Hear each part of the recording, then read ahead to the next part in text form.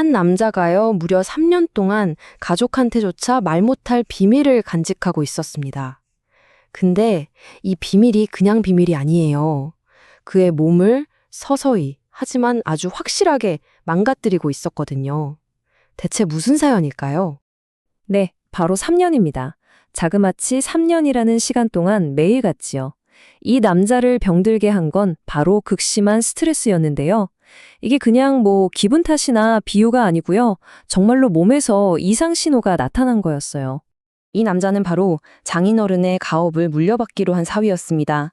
매일 아침 저녁으로 심할 때는 진짜 수시로 구토를 했대요. 그런데 더 충격적인 건 가족 중 그 누구도, 아내조차도 이 사실을 전혀 몰랐다는 겁니다. 자, 첫 번째 파트, 말하지 못한 고통입니다. 아니, 대체 뭘 얼마나 견뎠길래 몸이 이렇게까지 반응을 한 걸까요? 그가 느꼈을 압박감이 어느 정도였는지 한번 자세히 들여다보겠습니다. 보시면 그가 느낀 압박감이 정말 여러 겹이었어요. 우선 가업승계라는 부담감, 이거 장난 아니었겠죠. 그러면서 나라는 존재는 점점 사라지는 것 같고, 또 아내를 힘들게 할 순 없으니까 아내를 지켜야 한다는 책임감도 있었고요. 장인어른과의 관계도 어려웠고 무엇보다 힘들다는 내색조차 할 수 없는 그런 상황에 꽉 갇혀버린 거죠. 결국 호자 다 짊어지고 그냥 입 닫고 참자. 이게 유일한 방법이라고 생각했던 겁니다. 소통은 어땠을까요? 이게 정말 큰 문제였는데 여기 보시면 완전 벽이 있었던 거죠. 사위는 할 말이 있어도 제대로 하기가 너무 어려웠고 장인어른은 또 원하는 걸 직접 말하는 대신에 괜히 딸이나 아들한테 화를 내는 식으로 간접적으로 분노를 표출했어요. 말이 거칠고 상처 주는 방식이었던 거죠. 솔직한 대화가 아예 불가능한 구조였던 겁니다. 그래서 이 사위가 선택한 방법이 뭐였냐면 그냥 참는 거였어요. 솔직히 그냥 제가 좀 참아보자. 3년 정도만 더 잘 참아보면 어떻게든 되겠지. 이런 마음으로 하루하루를 버텼던 겁니다. 자, 두 번째 파트입니다. 장인의 후회와 눈물. 이렇게 혼자 끙끙 앓고 있었는데 당연히 가족들은 전혀 몰랐겠죠. 그러다가 한 상담 프로그램에 참여하게 되면서 드디어 이 모든 비밀이 밝혀지게 됩니다. 상담소에서 처음으로 털어놓은 거죠. 제가 사실 3년 동안 매일 구토를 했습니다. 이 말을 들은 장인어른 어땠을까요? 정말 말 그대로 하늘이 무너지는 충격을 받았다고 합니다. 그리고 바로 이 한마디가 모든 걸 바꿔놓습니다. 사람이 먼저지 어떻게 일이 먼저겠습니까? 이 순간 장인어른은 깨달은 거예요. 아, 내 욕심이, 내 기대가 사람을 잡고 있었구나. 너무나 당연한 건데 그걸 읽고 있었던 거죠. 결국 눈물을 보이면서 이렇게 말합니다. 솔직히 내 욕심 때문에 애들을 망가뜨린 것 같아서. 자신의 욕심이 사위뿐만 아니라 자기 자식들까지 힘들게 하고 있었다는 걸 깨달은 거죠. 물론 사업 때문에 사위 건강을 해치렸던 건 절대 아니었다고 뒤늦게 후회했습니다. 자, 이제 세 번째 파트입니다. 문제의 원인이 밝혀졌으니 해결책을 찾아야겠죠. 여기서 전문가인 이호선 교수가 아주 파격적이면서도 명쾌한 일종의 긴급 처방을 내립니다. 그 처방 내용이 뭐냐면요. 자, 첫째, 무조건 주 5일만 근무한다. 둘째, 남은 이틀은 완벽하게 쉰다. 셋째, 이 쉬는 이틀 동안에는 집과 가게에서 100km 이상 떨어진 곳으로 무조건 떠난다. 그리고 마지막, 그렇게 떠난 곳에서 나만의 안전지대를 만드는 겁니다.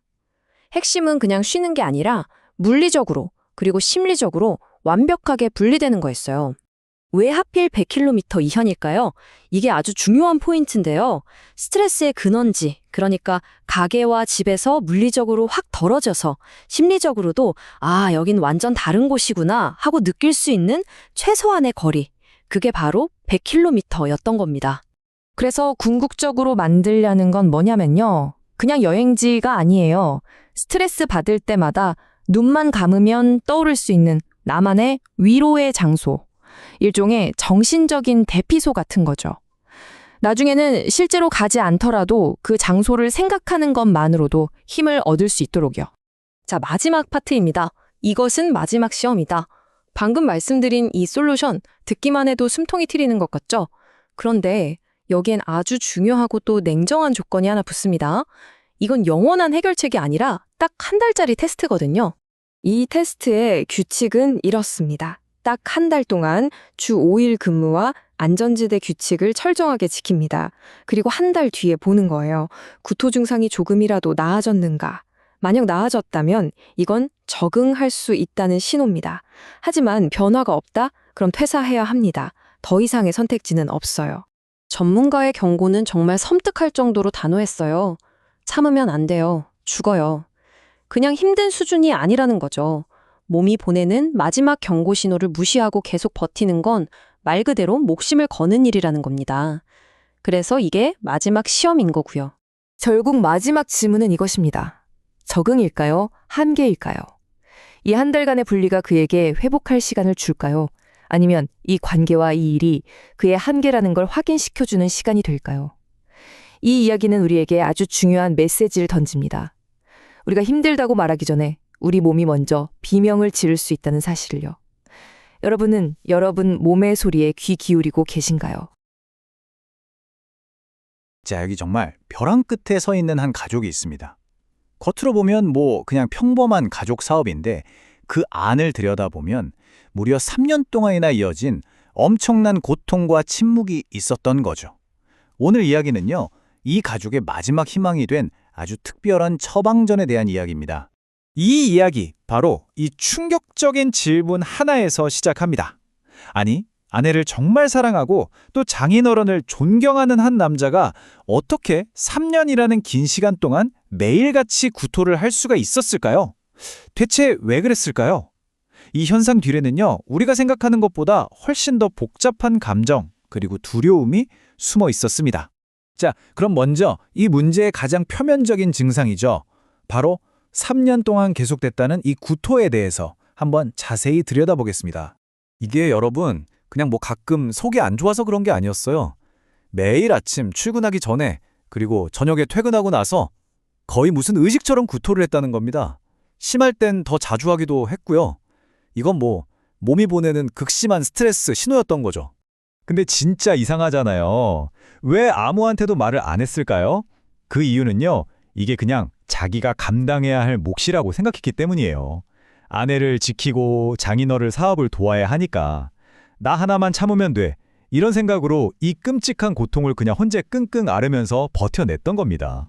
결국 이 모든 끔찍한 고통의 뿌리를 파고 들어가 보면요, 바로 소통의 단절이 있었습니다. 가족이라는 이름 아래 모여 살지만 사실은 그 누구도 서로의 진짜 속마음을 몰랐던 거죠. 사위의 마음은 이미 체념으로 가득 차 있었던 것 같아요. 이 말 좀 보세요. 3년만 더 참으면 뭔가 문제를 해결하려는 게 아니라 그냥 이 시간이 어떻게든 지나가기만을 바라면서 하루하루를 그야말로 버티고 있었던 겁니다. 근데 이게 남편 혼자만의 고통이 아니었어요. 남편의 침묵은 아내에겐 또 다른 고통이었죠. 남편을 돕고는 싶은데 남편은 마음의 문을 꽁꽁 닫고 아무 말도 안 하니까 아내는 아내대로 너무 답답하고 무력감을 느꼈던 겁니다. 결국 이 소통의 부재가 관계 전체를 병들게 하고 있었던 거죠. 그럼 대체 왜 그렇게까지 입을 닫았던 걸까요?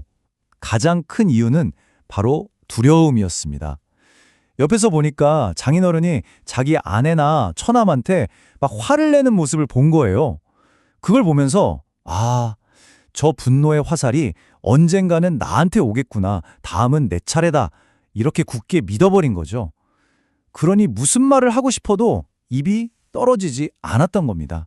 그런데 말이죠. 이 꽉 막힌 상황이 상담실에서 모든 진실이 탁 터져나오면서 정말 아무도 예상하지 못했던 감정의 전환점을 맞이하게 됩니다. 상담이 한창 진행되던 중에 장인어른이 엄청난 충격을 받습니다. 왜냐하면 자기 사업을 돕고 있던 사위가 지난 3년 동안 매일같이 토를 해왔다는 이 사실을 바로 그날 그 상담 자리에서 처음 듣게 된 거예요. 여기서 진짜 중요한 게 장인어른의 반응이에요. 보통은 변명을 하거나 화를 낼 수도 있는데 그게 아니라 사람이 먼저지 어떻게 일이 먼저냐면서 눈물을 펑펑 쏟으신 거예요. 내 욕심 때문에 애들을 망가뜨린 것 같다. 이 진심 어린 후회와 눈물이요, 이 가족이 변할 수 있는 첫걸음이 되었습니다. 자, 이렇게 서로의 진심을 확인한 가족, 이제 여기서부터가 진짜 시작이죠. 2호선 상담가가 이 가족에게 아주 파격적이면서도 굉장히 구체적인 해결책을 하나 제시합니다. 이 해결책의 핵심 키워드는 바로 안전지대라는 건데요. 이게 그냥 뭐 편하게 쉬는 곳? 이런 개념이 아니에요. 스트레스의 근원인 집 그리고 가게로부터 물리적으로 또 정신적으로 완벽하게 딱 분리된 공간, 오로지 나 자신을 회복하는 데만 쓸 수 있는 의무적인 피난처 같은 거죠. 그래서 그 구체적인 계획이 뭐냐? 아주 명확해요. 첫째, 일주일에 이틀은 무조건 쉬게 한다. 둘째, 그 쉬는 이틀 동안은 집과 가게에서 무조건 100km 이상 떨어진 곳으로 떠난다. 심지어 셋째, 집에 머무는 것도 안 된다. 이렇게 딱 한 달을 해보고 나서 사위의 상태를 다시 보고 다음 단계를 결정하자. 이렇게 된 겁니다. 이게 그냥 한 달 푹 쉬어보세요 이런 차원의 얘기가 아니에요. 이 한 달간의 실험은요, 이 가족과 사업의 미래가 걸린 그야말로 마지막 시험지나 다름이 없었습니다. 그래서 이 시험의 결과는 딱 두 가지로 나옵니다. 정말 모 아니면 도인 거죠. 만약 한 달 뒤에 사위의 구토 증상이 좋아진다? 그러면 이 일에 적응할 가능성이 있다는 신호입니다. 새로운 규칙을 만들고 일을 계속할 수 있는 거죠. 하지만 만약에 아무런 변화가 없다면 그땐 더 이상 버티면 안 됩니다. 사업보다 그의 생명이 훨씬 중요하니까 즉시 일을 그만두어야 한다. 이게 이 처방의 최종 결론인 거예요. 결국 이 100km 처방전이라는 건 말이죠. 그냥 해결책을 툭 던져준 게 아니에요. 이 가족에게 아주 근본적인 질문을 던진 겁니다. 당신들에게 정말로, 진짜로 중요한 게 무엇입니까? 하고요. 대를 이어서 지켜온 가업, 그리고 한 사람의 소중한 삶. 여러분이라면 과연 어떤 선택을 하시겠습니까?